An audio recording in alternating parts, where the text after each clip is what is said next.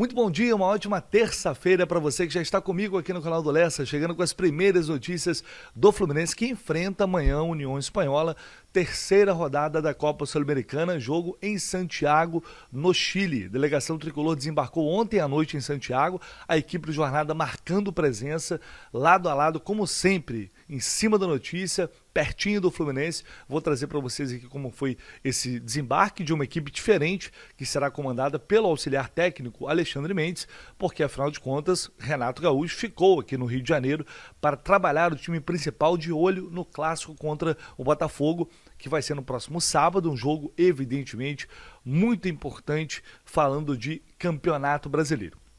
E isso gerou muito debate ontem, né? Muita discussão. O Renato tomou a decisão certa ou não? É correto o treinador deixar de viajar com o time, para seja lá qual for o jogo, para treinar a equipe titular, mesmo no momento que a gente sabe que é uma fase de classificação sul-americana, o time, né, já arrancou com 2 vitórias? É correto?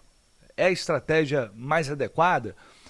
Primeiro que, é só destacar um ponto aqui, porque ontem tinha muita gente falando como se o Renato fosse ficar aqui no Rio de Janeiro à toa e não trabalhando. É claro que é muito conveniente para ele ficar aqui, né? Não precisa viajar, tá em casa com a família, vai lá no CT, mas ele vai ficar aqui para treinar o time, para preparar o time para esse clássico. E, naturalmente, o torcedor, a partir disso, tende a fazer uma cobrança ainda mais forte em relação a desempenho nesse jogo. E aí é outro ponto que eu vou trazer. O fato do Renato ficar aqui treinando o time, evidentemente, não garante um desempenho muito melhor contra o Botafogo. A gente espera isso. Creio que ele também deseja isso. Mas na prática, nem sempre as coisas acontecem como a gente imagina. Mas eu já dei minha opinião sobre isso ontem, o porquê de eu concordar com o Renato no Rio nesta ocasião, levando em consideração o contexto para esse jogo, pelo fato principalmente dele não ter tido tempo de trabalhar esse time, de preparar esse time, devido à sequência de jogos. Ele já chega em meio a uma sequência de jogos e tem que dar ali uma resposta imediata de resultado, e como é jogo quarta, domingo, quinta e sábado, é pouco tempo para respirar, né? A gente sabe disso. Então, creio eu que se for bem utilizado ou bem utilizada essa semana, a gente pode ter frutos disso já no clássico contra o Botafogo. Mas tem algumas coisas aqui que eu acho importantes, são detalhes importantes que a gente precisa discutir após esses 5 primeiros jogos com Renato Gaúcho no comando. Antes, eu vou só pedir o seu like carinhosamente, encarecidamente. Se você puder deixar o seu like, se inscrever aqui no canal, o seu comentário, ativar as notificações, tudo isso aí são maneiras, formas de você ajudar o canal do Lessa sem ter que tirar um centavo do bolso. É 0,800 e isso faz com que o YouTube possa reconhecer a importância do conteúdo que eu estou sempre aqui trazendo para vocês, e a partir disso ele vai recomendar para mais pessoas. E também gostaria de pedir só um minutinho da sua atenção para fazer uma convocação especial, já falando de Mundial de Clubes, daqui a pouco tá vindo aí, né?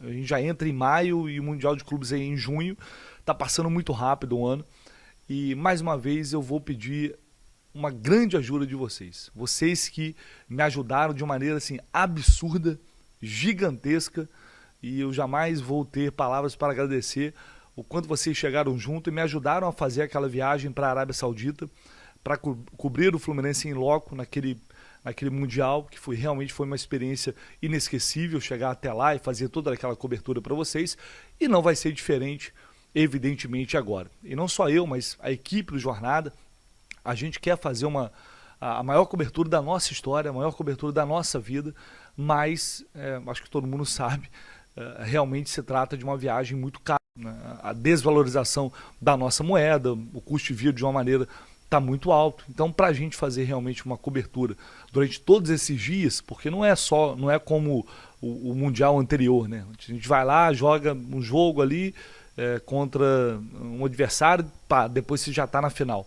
Não, agora tem fase de grupos, então são vários dias, inclusive para acompanhar a chegada do Fluminense nos Estados Unidos. A gente já vai chegar antes para, enfim, não perder nada, absolutamente nada, e poder fazer a melhor cobertura aqui para vocês no canal do Lessa e também no Jornada. E para isso, a gente está fazendo uma convocação aqui de uma rifa que vai fazer com que você possa concorrer a camisas autografadas do Fluminense, além de vários outros prêmios.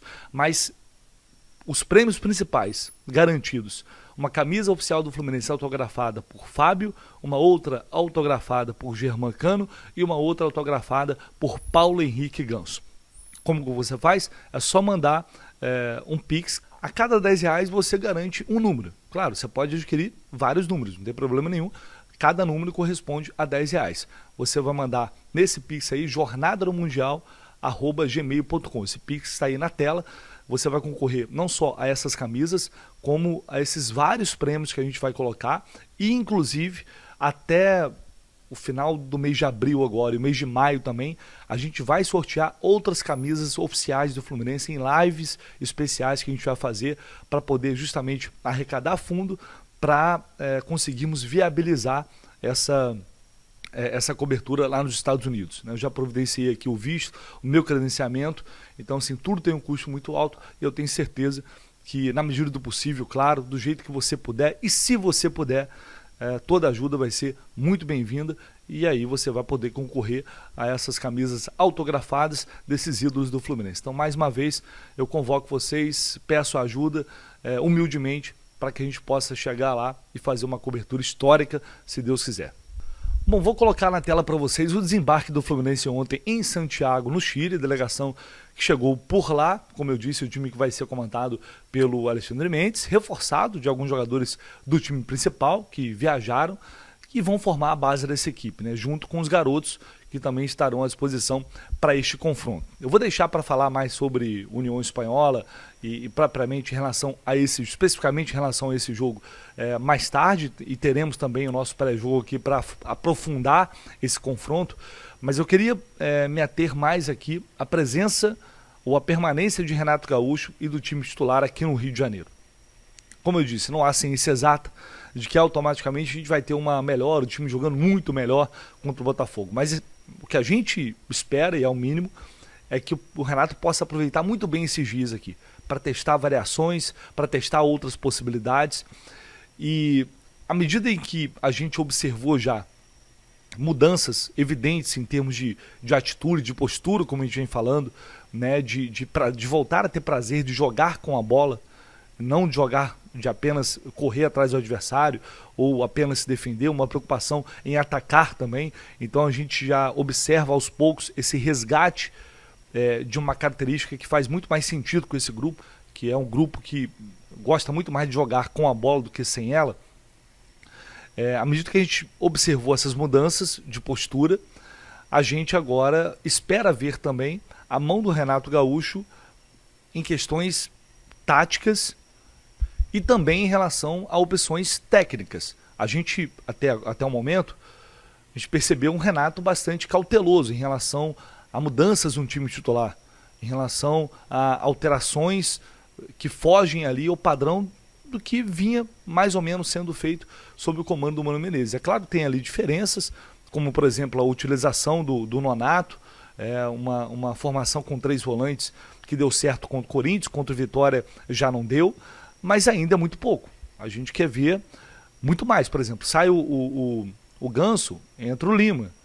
Sai o Canóbio, entra a Serna ou Keno. Isso, sai o Cano, entra o Everaldo. Não tem nada muito diferente do que a gente vinha observando quando o Mano Menezes estava no comando do Fluminense, certo? Estou falando aqui em termos de opções. Então, depois desses jogos e desses dias para treinar, eu espero ver um Renato um pouco mais, não sei se a palavra é ousado, mas conseguindo pensar um pouco fora da caixinha, buscar alternativas para encontrar algumas soluções que aparentemente não estão nas substituições mais óbvias. Por quê?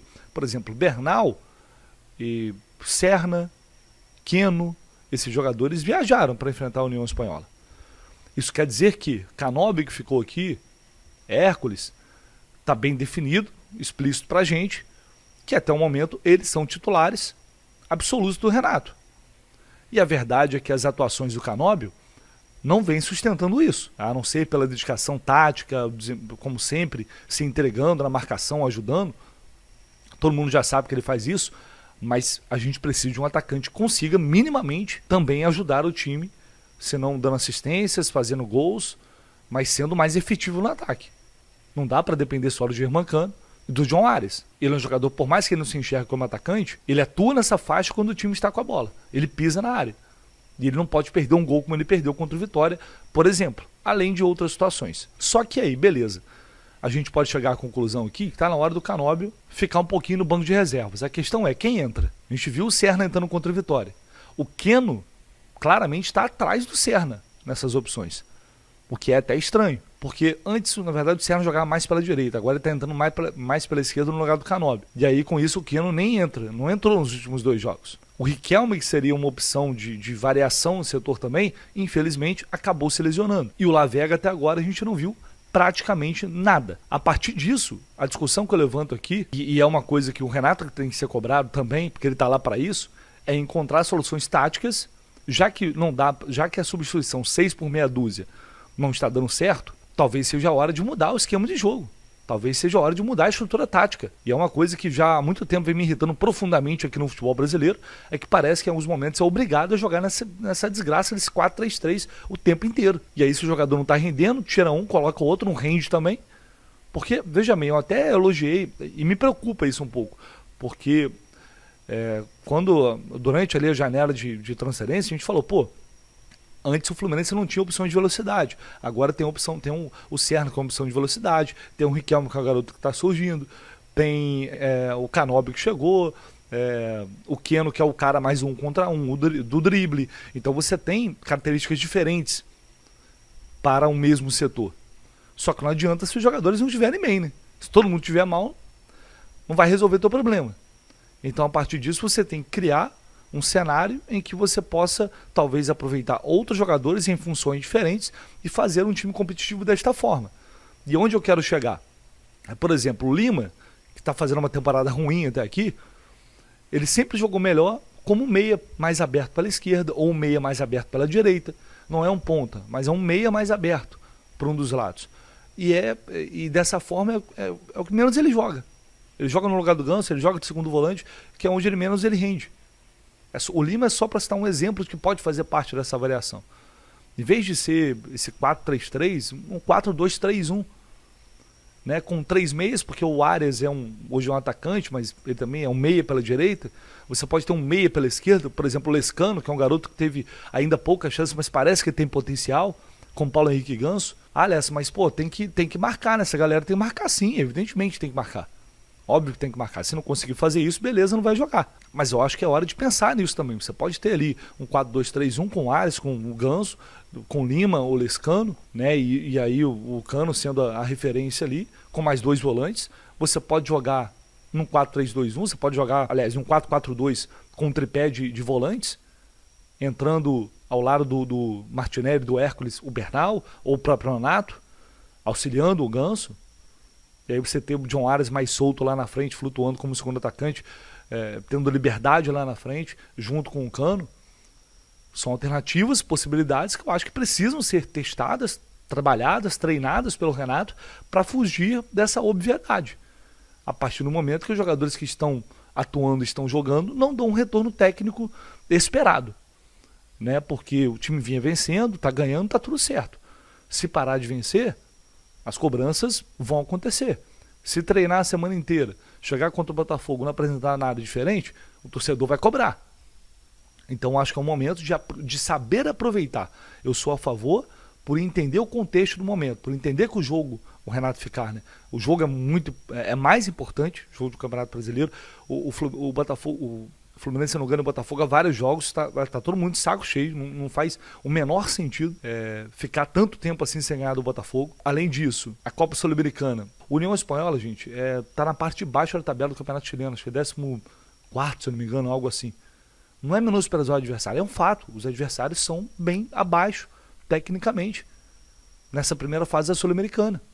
E o Fluminense já venceu 2 jogos. Então é uma situação específica de agora. Isso vai acontecer outras vezes depois. Beleza, depois é o que eu falei. Para mim é avaliar caso a caso.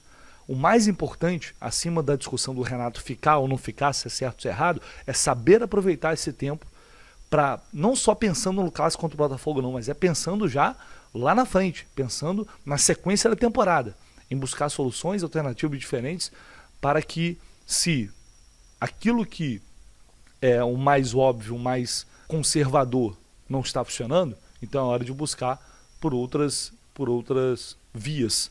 É isso que eu espero de um treinador com a experiência que tem o Renato, com o entendimento que ele tem de futebol, e eu realmente acredito que ele vai conseguir, aos poucos, encontrar soluções. Mas está na hora já de ter uma mão um pouco mais firme do Renato nessas opções técnicas e táticas também, para além da mudança de postura e de atitude. É isso, galera. A gente volta ao longo do dia com mais informações e mais notícias. Deixa aqui o seu comentário, fica à vontade, se inscreva aqui no canal e, claro, o seu like também é muito importante. Tamo junto, valeu!